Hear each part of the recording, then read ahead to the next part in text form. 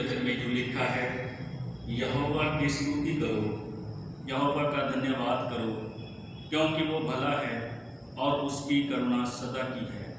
परमेश्वर के वचन के पढ़े सुने जाने पर परमेश्वर हम सबको आशीष दे, आमीन। आइए हम सब लोग मिलकर परमेश्वर की महिमा स्तुति के लिए गीत गाएंगे। 312 नंबर गीत है, बहुत ही सुंदर गीत खुदावंद खुदाई के लिए। जय जय प्रभु यीशु की, जय जय प्रभु यीशु की। मिलकर प्रभु की महिमा के लिए गाएंगे।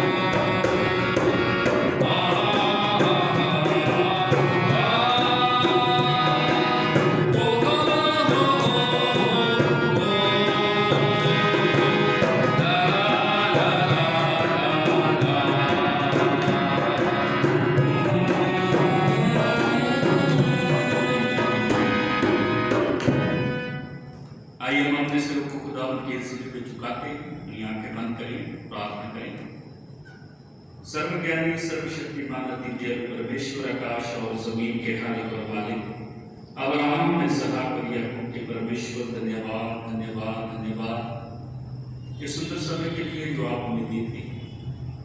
धन्यवाद करते हैं उन सब आशीषों के लिए जो खुदाबंद आपने हमें दी है।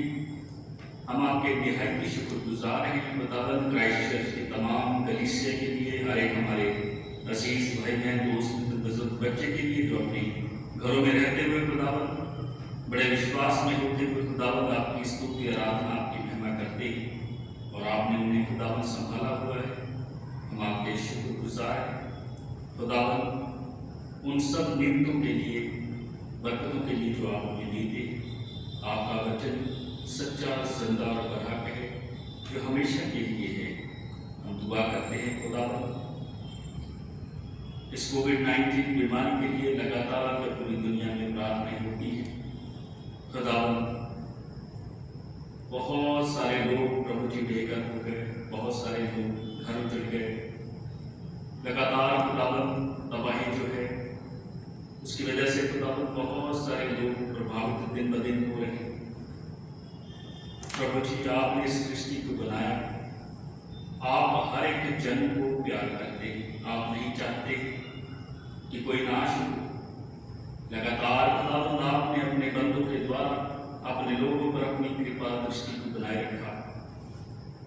हम प्रार्थना करते खुदाबंद इस पूर्ण दुनिया पर जो ये संकट का समय है यह खुदाबंद जल्दी से दूर हो जाए, ताकि खुदाबंद आपके बंदे आपके लोग खुदाबंद इस तबाही से बच जाए और खुदाबंद अपने जीवन को उसी ढंग से प्रभु जी दोबारा शुरू करें और आपका नाम युगन युग सर्वदा के लिए धन्य और हमेशा आपके नाम को इज्जत और जलाल मिलता रहे।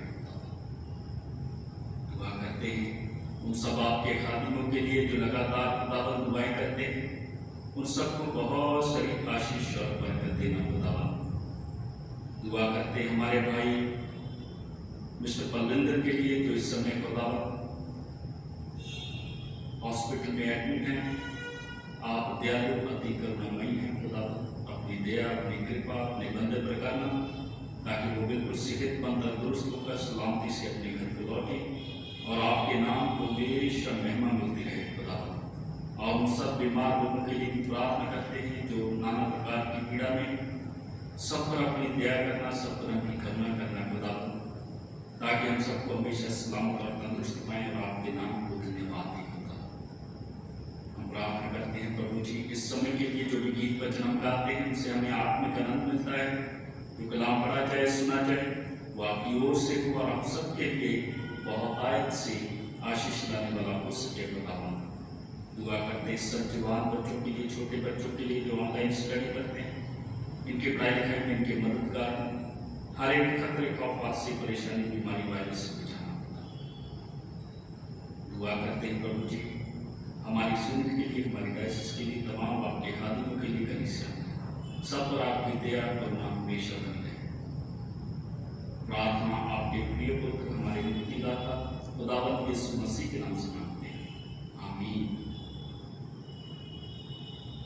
आइए इस वक्त हम लोग खड़े हो जाएंगे और प्रभु की पवित्र इंजील में से हम सुनेंगे संत मत्ती के सुसमाचार उसका 11वां अध्याय और उसकी 16 आयत से लेकर उसकी 24 आयत तक। मिलकर कहेंगे, ऐ यीशु मसीह तेरा जलाल हो, आमीन। खुदा के पवित्र कलाम में लिखा है, मैं इस समय के लोगों की उपमा किससे दूं?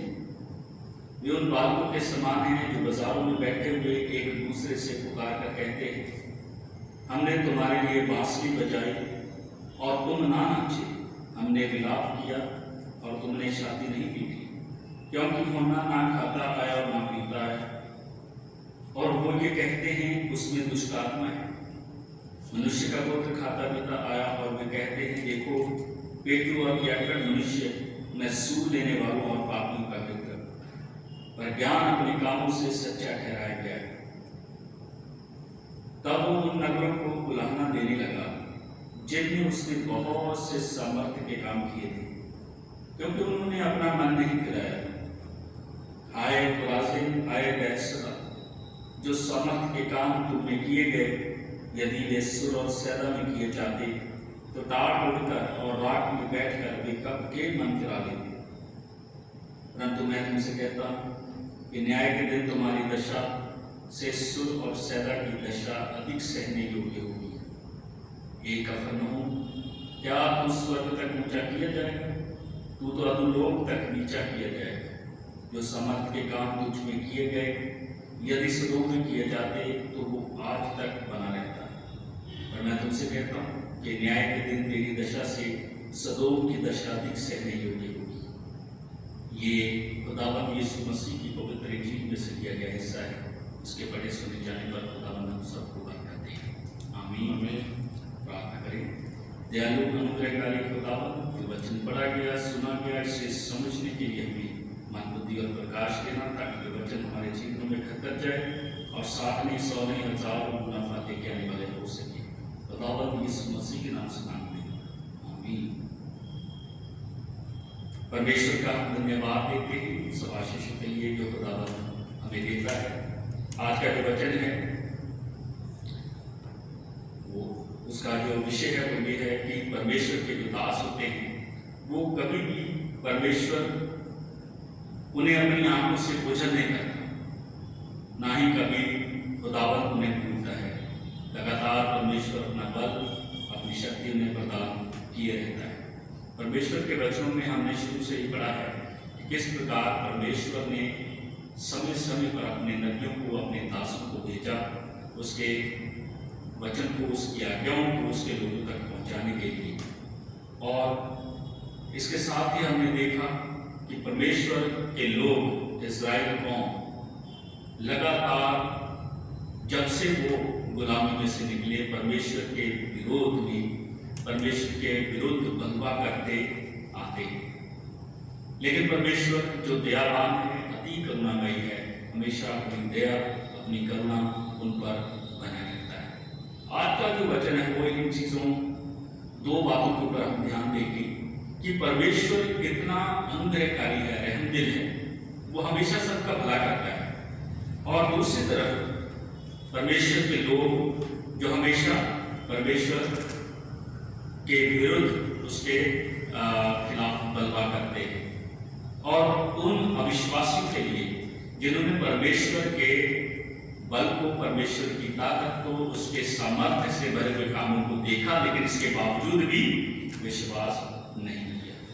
और खुदा का बंदा पौलुस अपनी पत्री के द्वारा हमें ध्यान दिलाता है कि हमें सर्वदा परमेश्वर पर भरोसा रखना है।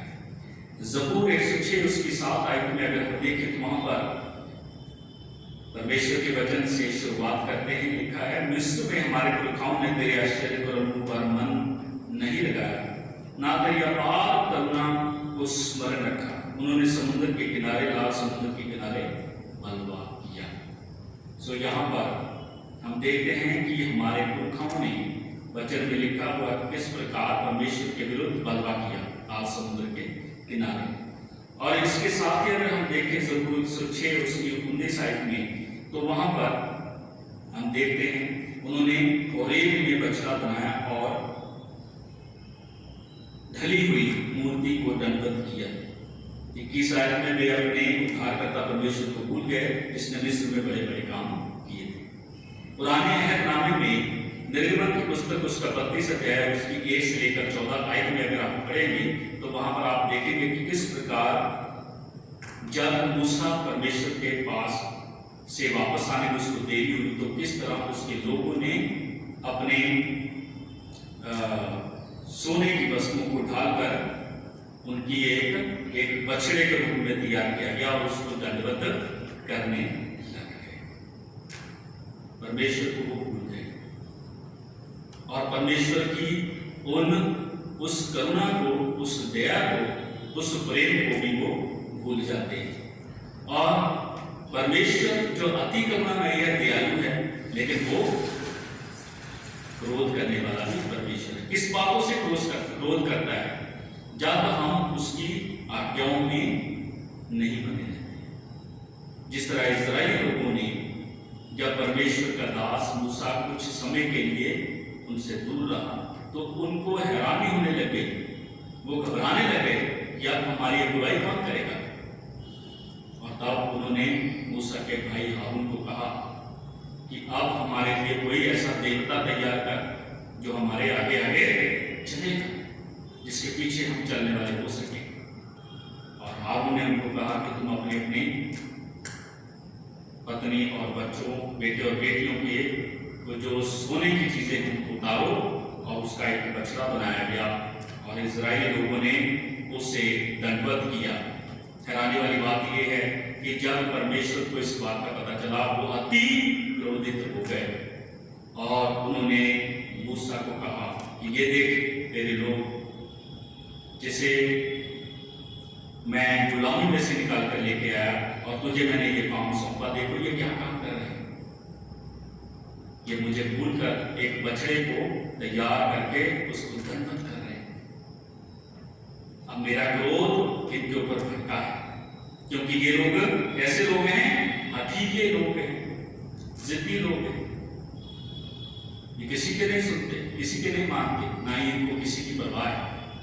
और परमेश्वर ने इजरायली कौम पर अपना कोप भड़काया और उन्हें खत्म करने की ठान ली। लेकिन यहाँ पर परमेश्वर के दास, परमेश्वर के बंदों का योगदान, उसके बारे में हमें बताया गया है।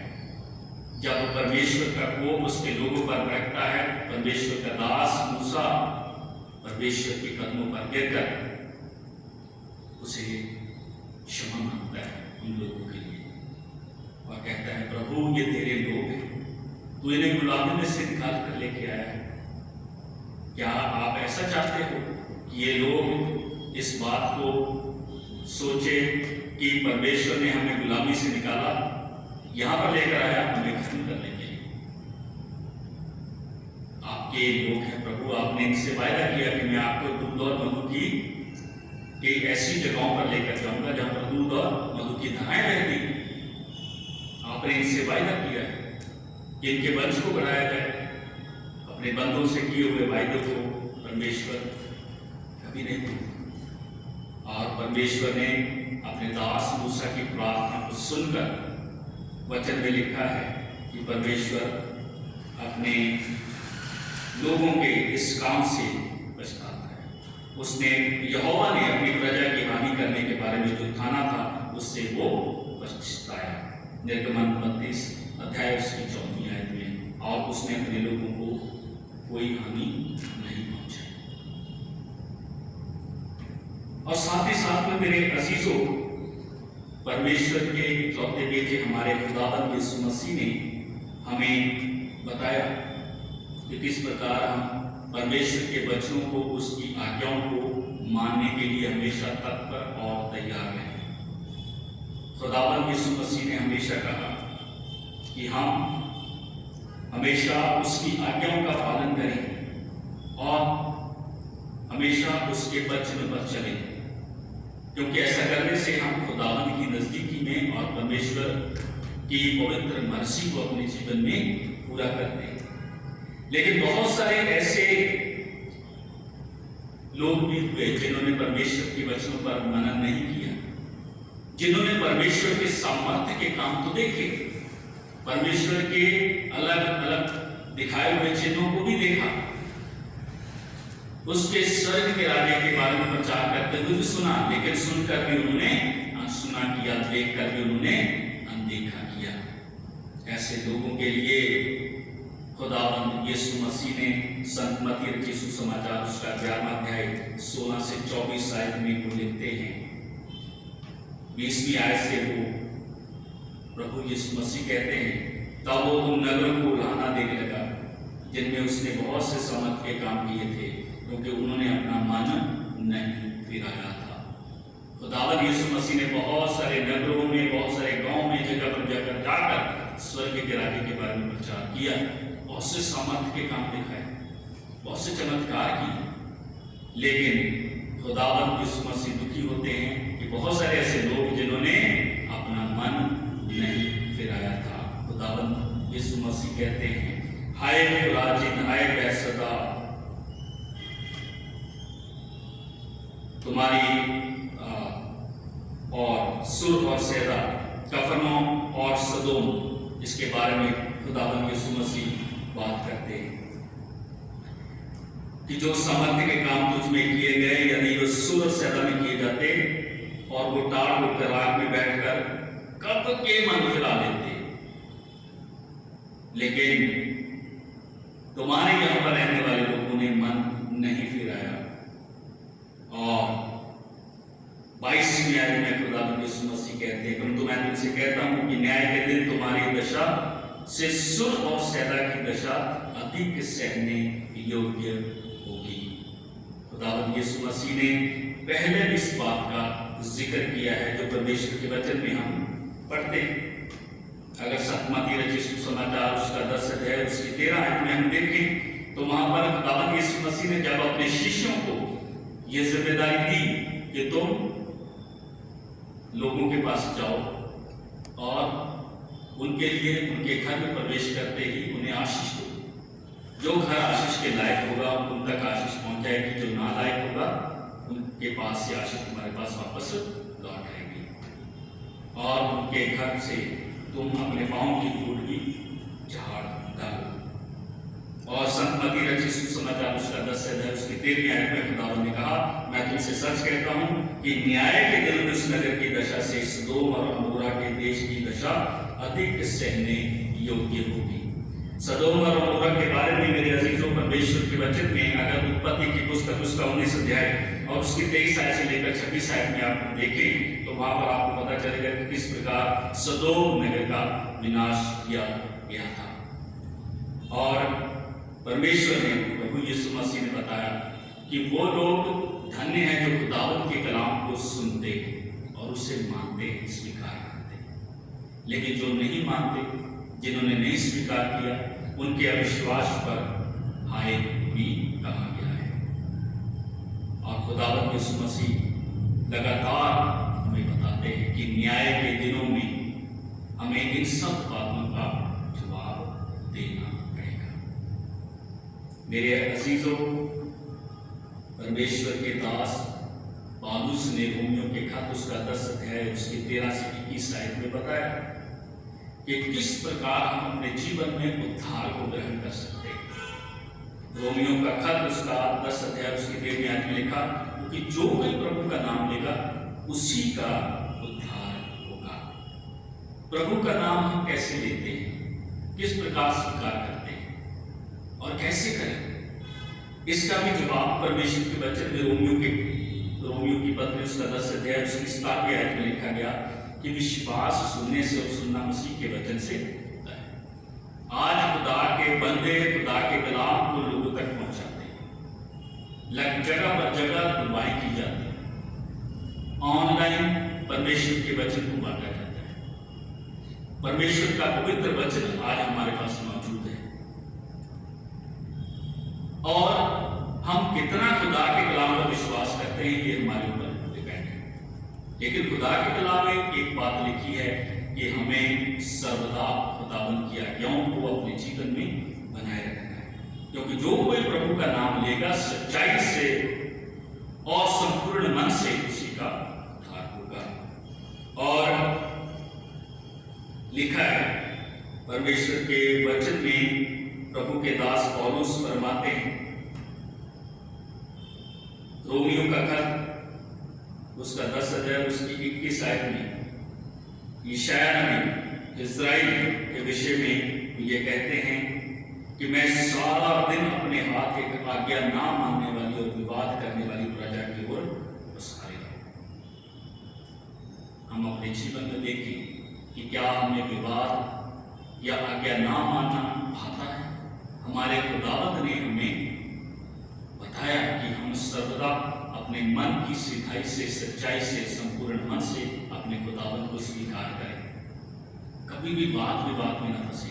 परमेश्वर का वचन जो कहता है वही हमारे जीवन में होना चाहिए, उसमें कुछ भी तोड़ कभी भी नहीं आना चाहिए और ना ही परमेश्वर का वचन कभी बदल सकता है। जो है सो है। लेकिन पुराने अहदनामे में हमने क्या देखा कि इजरायली लोगों ने वाद विवाद किया, बहस की, वो जिद्दी बन गए और अपने मन की सोच के अनुसार उन्होंने वो काम किए जो खुदावंद नहीं पसंद करता है। आज जब हम सब लोग लॉकडाउन में हैं, परमेश्वर का जीवित कलाम हमारे पास है। हमारे ऊपर एक बहुत बड़ी एक परीक्षा का समय है कि उस जीवित खुदावंद को, जिसने हमारे जीवनों में पता नहीं कितने आश्चर्य कर दिए कि हम उसको कभी गिन नहीं सकते, उस सामर्थी परमेश्वर को, उस अनुग्रहकारी खुदावंद को, उस अति करुणामय परमेश्वर को हमें हमेशा अपनी दुआओं में उसका धन्यवाद देना है। उसके वचन के अनुसार हमने मजबूत और दृढ़ बनना है। जैसा उसका कलाम बोलता है वैसा ही हमने करना है। याद रखें, वो अपनी जिंदगी देने वाला परमेश्वर है, वो अल्फा और ओमेगा है। ऐसा ना हो कि खुदावंद का क्रोध उस पर अविश्वास करने वाले लोगों पर कभी भड़के। इसलिए हमें हमेशा विश्वास में मजबूत और दृढ़ बनना है, क्योंकि अविश्वासियों की क्या दशा होगी खुदावंद के कलाम में पहले ही बताया गया है। इसलिए ये शायद नबी की पुस्तक उसका 31 अध्याय उसकी 6 आयत में लिखा हुआ, इस्राएलियों जिसके विरुद्ध तुमने भारी बलवा किया उसी की ओर फिरो। उस समय तुम लोग सोने चांदी की अपनी अपनी मूर्तियों से जिन्हें तुम बनाकर पापी हो गए, वो घृणा करोगे। हम उस जीवित खुदावंद की आराधना और स्तुति करते हैं और वो हमेशा हमारी दुआओं को सुनता है, हमारे साथ रहता है।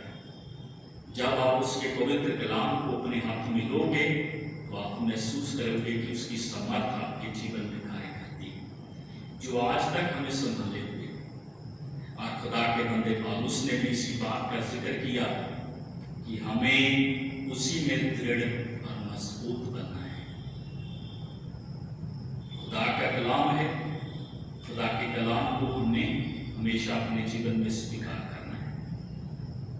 अगर खुदा का कलाम आज हम खुदा के कलाम से दूर हैं, तो फिर खुदा के कलाम को हमने अपने जीवन में प्रथम दर्जा देने की जरूरत है, ताकि उसकी स्तुति, आराधना, उसकी महिमा हमेशा होती रहे। आखिर में मेरे अजीजों एक बात और मैं कहना चाहूँगा कि ये हम सब के लिए एक कठिन समय है। हम अपनी प्रार्थनाओं में पूरी दुनिया के लिए, हमारे देश के लिए, सब बीमारों के लिए, सब हॉस्पिटल के स्टाफ के लिए, डॉक्टर्स के लिए, नर्सेस के लिए, हमारी डायसिस के लिए, हमारे पासवानों के लिए, हमारी कलीसियों के लिए आप दुआ करें। और सबसे ज़्यादा खुदावंद से बुद्धि मांगे। खुदावंद ऐसे कठिन समय में हमें बुद्धि दीजिए, ताकि आपके वचनों में हम दिन प्रतिदिन बढ़े। खुदावंद के नाम को हमेशा महिमा मिलती रहे। आमीन। आइए हम खड़े होकर प्रभु की प्रार्थना करेंगे। आए हमारे बाप जो आसमान पर है, तेरा नाम पाक माना जाए, तेरी बादशाह आए, तेरी मर्जी से आसमान पर पूरी होती जमीन पर भी हो। हमारे रोज रोटी आज हमको दे, जिस तरह से हम माफ करते हैं, हमारे कसूर को माफ कर, हमें आजमाइश न पड़ने दे, तो बुराई से बचा, बादशाह कुदरत और जलाल विश्व है। आमीन। अब हमारे खुदावंद यीशु मसीह का फजल